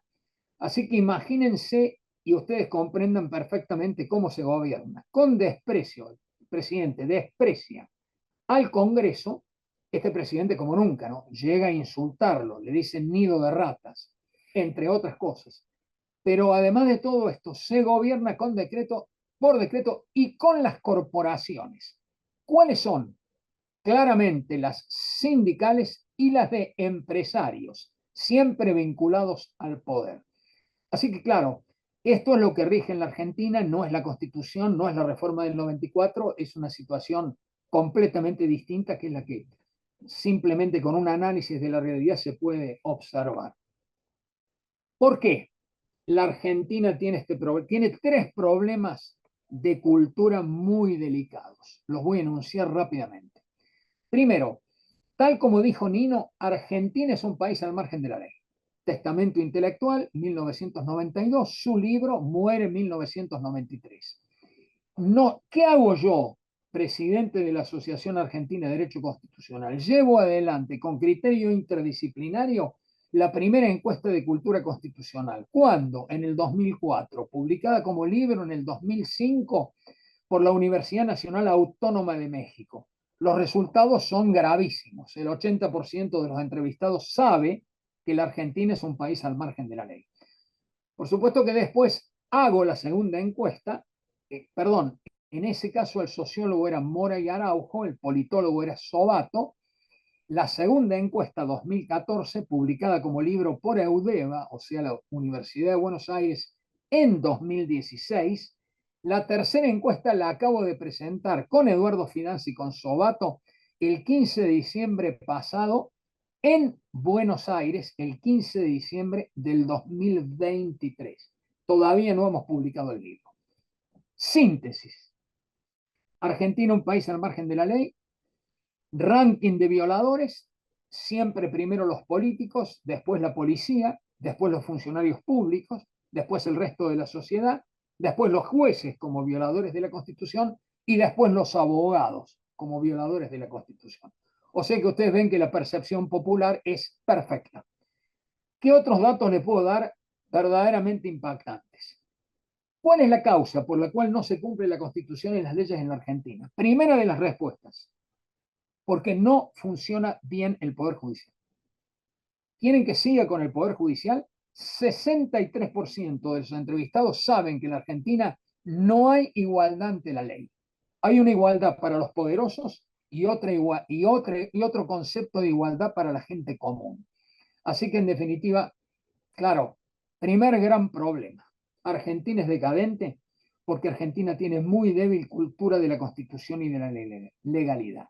Lo han dicho ya, lo han percibido hasta especialistas en economía. Acemoglu y Robinson, cuando se preguntan ¿por qué fracasan las naciones? Respuesta: porque no tienen instituciones. Segunda cuestión cultural muy delicada que explica la decadencia argentina. Argentina es un país violento. Lo explicó Joaquín B. González, lo terminé de explicar yo que en un ensayo histórico-político que se llama Fortalezas y debilidades constitucionales, una lectura crítica en el Bicentenario, analicé 1910-2010. Imagínense el grado de violencia que vivió la Argentina en esos 100 años. Y ustedes saben el nivel de violencia que exactamente hoy se está viviendo en la Argentina. Empezando por la violencia verbal, que es la que anticipa violencias más graves. Tercera cuestión. Argentina es una sociedad corrupta. Vean ustedes los índices de Transparency International, vean dónde estamos, vean cómo retrocedemos, vean cuál es la calidad democrática de la Argentina. Así que en definitiva ya di al respecto otra serie de datos. Podría detenerme en lo que hizo el kirchnerismo en esta materia y cómo fue profundizando las cuestiones a los fines de que nunca pueda ejecutarse una sentencia. Vos solamente podés ejecutar una sentencia penal después que te ha rechazado el recurso de queja la Corte Suprema de Justicia de la Nación. Es decir, un verdadero disparate. Esa es la Argentina de la impunidad. Seguimos adelante. ¿Qué hicimos en otros derechos? Muy importante, derechos políticos y derechos de la mujer, artículos 37. Muy importante, artículo 38, constitucionalización de partidos políticos.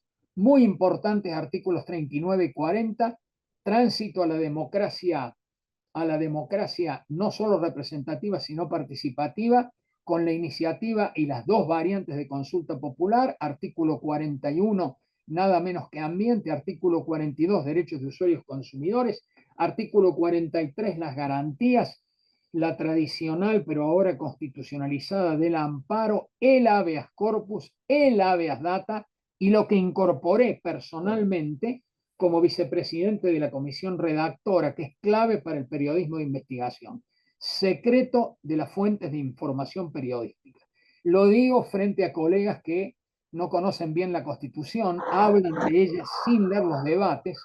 Esta es la cuarta garantía que tiene el artículo 43. Claro, algunos creen que el secreto de la fuente de información es parte del habeas data. Claro, no conocen los debates, no han escuchado lo que dijo el miembro informante, que en este caso fui yo, además, como autor precisamente de esa garantía.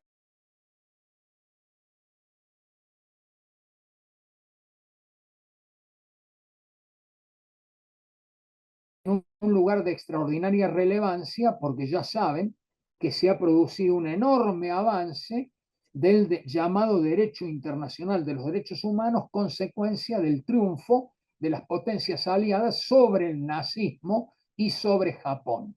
Eso da como resultado la creación de las Naciones Unidas, la Carta de las Naciones Unidas, muchos tratados internacionales de derechos humanos y lo que se llama el derecho internacional de los derechos humanos y el derecho internacional humanitario. Todo eso, inciso 22 del artículo 75, 11 instrumentos con rango constitucional, por si faltara algo, inciso 23 del artículo 75, para hacer efectiva la igualdad de oportunidades en la Argentina, y por si faltara algo, inciso 24, séptima de las ideas fuerzas, el tema de la integración, no solo a nivel nacional, artículo 124, sino a nivel internacional, inciso 24 del artículo 75. Ideas, fuerzas y diseño constitucional. Tendría que hablar de descentralización del poder. Soy muy sintético. Sobre federalismo. Lo que pasa es que casi no puedo ni enunciar, no tengo tiempo, son las 20:13. Fíjense, por un lado, aspectos institucionales del federalismo, 4 órdenes de gobierno en la Federación Argentina. Es la más compleja a nivel del derecho federal comparado mundial. Gobierno federal, provincias, Ciudad Autónoma de Buenos Aires, municipios autónomos. Y encima creación de regiones para el desarrollo económico y social, artículo 124 de la Constitución Nacional. Aspectos institucionales, fortalecimiento enorme del Senado. ¿Por qué? Porque al Senado, en primer lugar, lo hacemos popular y democrático. Terminar con la visión conservadora del siglo XIX de que los senadores tenían que ser electos por las legislaturas. Elección directa, no solo del presidente y vicepresidente, sino también de los senadores nacionales. Muy importantes las reformas políticas y electorales de la reforma del 94. Además de todo esto, competencias muy importantes para el Congreso, para el Senado en particular. Tiene que ser el primer lugar donde se debate la ley convenio de coparticipación impositiva y las leyes que tengan que ver con el desigual desarrollo relativo de provincias y regiones. Nada de esto ha ocurrido porque ustedes conocen la vergüenza institucional del país. Estamos por cumplir 28 años de violación en cuanto a la falta de sanción de la ley convenio de coparticipación impositiva, que tenía que estar sancionada el 31 de diciembre de 1996. Así que imagínense cuál es la realidad que nosotros vivimos en esta materia. Un Senado que no cumple con sus funciones federales, y eso se ve a lo largo de la historia en debates vinculados a esta cuestión, y lo que se ve por el contrario, claro, es la afirmación del hiperpresidencialismo que te va conduciendo también a otro tema. Las emergencias y el unitarismo fiscal son instrumentos claves para profundizar el hiperpresidencialismo. Por eso, en las 20 propuestas que he formulado para fortalecer el federalismo argentino, una de ellas es que haya una conferencia o asociación nacional de gobernadores, como se da en las federaciones norteamericana o mexicana, para que los gobernadores puedan hablar en un pie de igualdad con el presidente y discutir lo que necesita hoy la Argentina imperiosamente: una agenda federal, una agenda regional, una agenda provincial y una agenda estrictamente municipal. No tenemos nada de eso, tenemos por el contrario una agenda absolutamente centralista de unitarismo fiscal, cada día más profundizado. No me hagan analizar lo que está ocurriendo exactamente en este momento, no me hagan explicar lo que es el federalismo coercitivo que nosotros tenemos, que nada tiene que ver con el federalismo de coordinación o concertación incorporado en la gran reforma constitucional de 1994 y cuya máxima expresión, pero no la única, es sancionar la ley convenio de coparticipación impositiva. Así que en definitiva ya sabemos lo que está ocurriendo, hablan de un pacto de mayo, lo único que hace el presidente ni siquiera asistió a la reunión con los gobernadores, lo mandó al jefe de gabinete de ministros y al ministro del Interior. Lo que están haciendo es presionando uno por uno a los gobernadores, nada tiene que ver eso con el federalismo. No entienden lo que es la palabra federalismo. Viene del latín foedus, significa tratado o pacto de unión. Lo definió con mucha claridad. Esencialmente, Alexander Hamilton. Nosotros sabemos que la federación es una asociación de estados para crear un nuevo estado. Por eso también federalismo integrativo son las provincias las que preceden al gobierno federal, lo mismo que en el caso norteamericano, y le delegan competencias. Siempre la masa indefinida de competencias mayor son poderes residuales, poderes provinciales. Así que en definitiva, estas son cuestiones, es el ABC en materia federal, pero claro, nada de eso se conoce en muchos sectores. No hace falta que les diga que no se estudia derecho público provincial en muchas facultades de derecho de la Argentina, no se entiende lo que es el federalismo, no se entienden las autonomías. Obviamente hay avances sistemáticos sobre las autonomías. Imagínense lo que es esta nueva ley y el sistema que recién mencionaba, de grandes inversiones, y la manera en que avanza, lo estaba viendo esta misma tarde, sobre los poderes tributarios provinciales y municipales y de la ciudad autónoma de Buenos Aires. Así que esta es la realidad que nosotros tenemos en materia federal. ¿Qué pasó en otros aspectos. En aspectos financieros, ya lo saben, todo violado, no se sancionó la ley convenio y mucho más grave, cada año se viola el inciso octavo, el de las bases federales para la sanción del presupuesto, que son los mismos principios de la coparticipación impositiva. Imagínense, nosotros somos del interior, cuánto vale un pasaje de ómnibus en Rosario o en Córdoba y cuánto pagan en el área metropolitana de Buenos Aires por un pasaje, o lo que pagan de gas o lo que pagan de electricidad.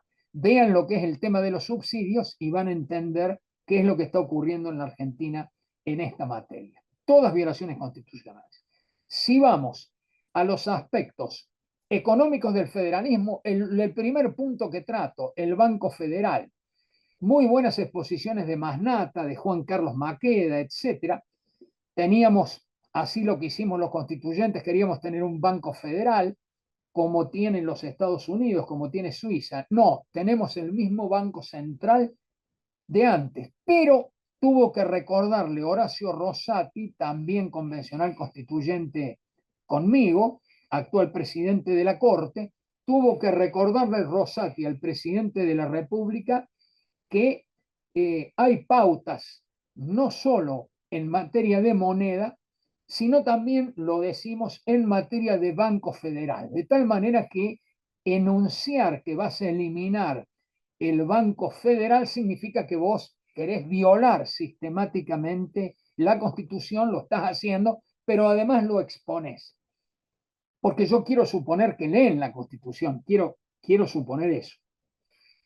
Aspectos económicos, sociales y culturales del federalismo. Imagínense si esto da para el análisis cuando el decano de la facultad no quiso referir, no tenía tiempo, la situación que hoy vive la educación popular y pública en la Argentina y la propia situación de las universidades que originaron la marcha popular más importante que se ha dado desde 1983 hasta acá, que fue la que ocurrió hace muy pocos días.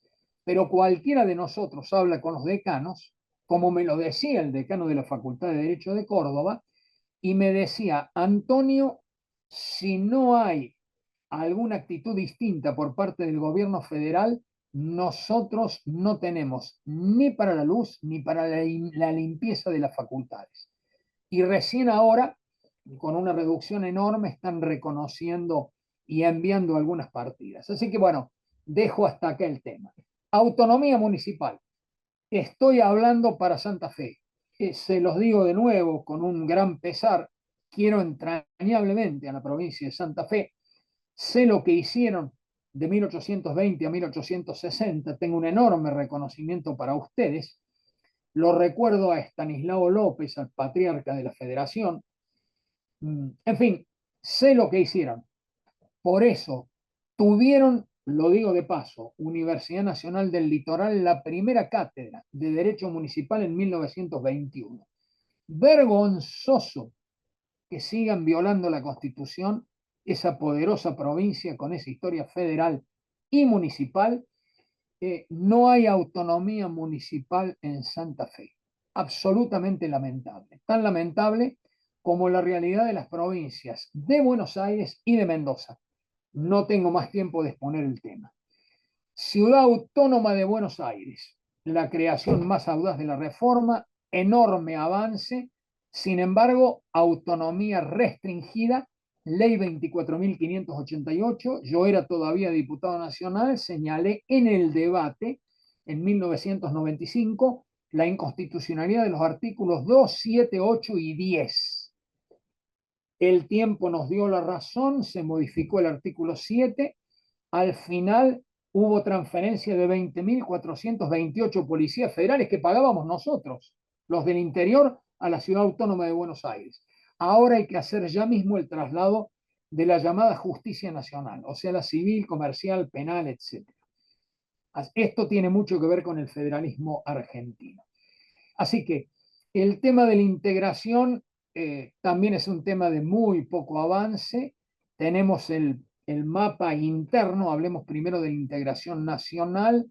El mapa interno no está ni siquiera constituido. Tenemos el Gran Norte argentino, demasiado, 10 provincias. Tenemos la región centro. Tuve el honor de ser el redactor del Tratado de Creación. Ahí sí estamos trabajando junto a Santa Fe y a Entre Ríos, Córdoba me refiero. Tenemos la región Patagonia. Algo de esto se ha movido con motivo de todos los debates que originó el propio presidente. Y después tenemos la región Nuevo Cuyo, curiosamente, además de las provincias típicamente cuyanas, ahí se colocó también la provincia de La Rioja. Lo grave de este panorama es que no han definido qué hacer en esta materia ni la provincia de Buenos Aires ni la ciudad autónoma de Buenos Aires. Así que fíjense lo que pasa en esta materia. ¿Cuál es el resultado de la reforma? Modernización constitucional.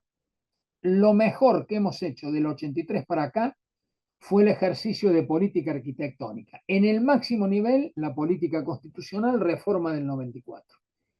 También se ha llevado en 20 provincias argentinas que reformaron sus constituciones, en general grandes avances, y también hay 178 cartas orgánicas municipales vigentes en la Argentina, lo cual también hay que subrayar. Vamos al último punto, al desafío de la hora, el capítulo de incumplimientos. Cada vez encuentro mayor cantidad de normas violadas por el Congreso, que no ha cumplido con su obligación constitucional en el periodo postconstituyente para darnos las leyes reglamentarias de la Constitución y para implementarla a esa reforma que ya tiene 30 años. Así que las leyes son aproximadamente 30. No tengo tiempo de detenerme en esto. ¿Cuál es el desafío de la hora? ¿Qué tenemos que hacer los colegios de abogados, las academias, las universidades? Levantar la voz, diciendo que solamente se sale de la decadencia cumpliendo la Constitución Nacional.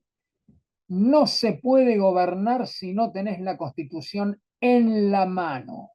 La única forma en que progresan los países es cuando tienen instituciones. La más importante de todas las instituciones son las establecidas por la institución por antonomasia, que es la Constitución Nacional. No tenemos Constitución, tenemos Ley de la Selva. ¿Qué es la Constitución en palabras de Juan María Gutiérrez, constituyente del 53? Es la nación argentina hecha ley.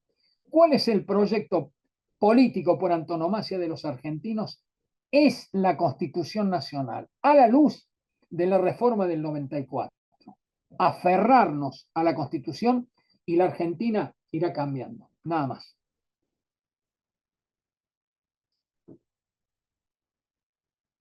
Muchísimas gracias, doctor Hernández, por lo extraordinario de sus reflexiones. Le doy la palabra a la doctora Analía Antic para el agradecimiento final y el cierre de la jornada. Muchas gracias. Bueno, doctor, una conferencia eximia. Es una pena que no lo veamos por este problema que tienen el Zoom. Impresionante. Es impresionante porque aparte le faltan sus gestos en esto. ¿Eh? Imagínense. Faltan sus gestos. Lo que ha dicho, evidentemente, por un lado nos deja optimistas porque los desafíos, evidentemente, hay que asumirlos. Yo creo que este país tiene una vocación de salir de esto que está ocurriendo y que viene ocurriendo, no es un tema de esta coyuntura. Yo creo que usted dio en la clave cuando dice, bueno, nosotros somos esto, el proyecto de la Argentina está en la Constitución Nacional, en los constituyentes del 53, obviamente a la luz de la reforma del 94. Y creo que ahora estamos justamente en el camino, debemos estar en el camino de entender esto primero. Y creo que el ámbito universitario es el ámbito propicio para un poco reflexionar sobre esto que usted dijo tan contundentemente, ¿verdad? Así que estamos enormemente agradecidos desde la carrera, desde la Facultad de Derecho. Analía, Sí.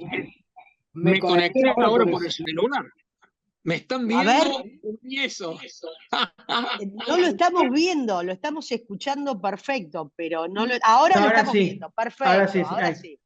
Ahora sí. Ahora perfecto. Sí, pero, Ahora sí. pero no tan bien. No, lo estamos viendo muy bien. Lo estamos viendo muy bien. Ana Lía, una Sí, reflexión. ¿Puedo sí. felicitarte como directora porque me encantó el programa que has planteado y lo moderna que han sido las ideas, los proyectos, porque has enunciado un tema clave, lo que va a significar la inteligencia artificial para nosotros, no solamente el tema de las redes, es decir, todo este tipo de cuestiones. Es decir, yo apunté un poco a lo histórico y al gran problema que tenemos de cumplir las leyes, pero el programa que como director has enunciado parece importantísimo. Así que felicitaciones. Gracias, doctor. Y aprovecho para decir y para invitar, usted sabe que nosotros en la facultad tenemos un centro de investigaciones en Derecho Administrativo que viene trabajando los temas tecnológicos hace un montón de años, que dirige justamente la doctora Thaler. Los proyectos de investigación están insertos en las carreras y en el centro de investigación. Y esta creación del Laboratorio de Innovación Sostenible, les confieso que fue un poco la idea de salirnos de la formalidad de los proyectos de investigación, que usted sabe, y todos los que investigan acá, saben que a veces la formalidad mata las ideas. Entonces este laboratorio quedó radicado en el seno de la maestría y obviamente trabajando en el marco del Centro de Investigaciones para pensar más tranquilamente y a ver si podemos, porque obviamente que los desafíos que tenemos ahora con las tecnologías emergentes nos deben hacer reflexionar sobre el cumplimiento casi indiscutible de la Constitución. Y usted hoy marcó, David Tosini también en su oportunidad, los grandes problemas que tenemos con el cumplimiento de cuestiones totalmente clásicas y tradicionales. Y allí creo que radica el gran problema de, que nos pone frente a este desafío de pensar no en la coyuntura, sino pensar un poquito más tranquilos. Estamos ahí y obviamente, doctor, que va a seguir siendo parte del plantel de la maestría para poder seguir reflexionando sobre estos temas que evidentemente la Argentina necesita tanto. Hoy es insoslayable. Así que les volvemos a agradecer a todos. Muchísimas gracias por el interés. Muchísimas gracias por preocuparse por el derecho público, por entender que otro derecho público es posible. Y bueno, el próximo 6 de mayo comenzamos con las clases, nos vemos allí. Y a usted, doctor, hasta siempre. Hasta siempre y bueno, ya como parte integrante del plantel docente de la maestría. Buenas noches Muy para orgulloso todos. de esto. Saludos a todos. Hasta pronto. Adiós. Hasta luego. Muchas gracias, hasta luego. Decano. Adiós, coordinador. Muchas gracias.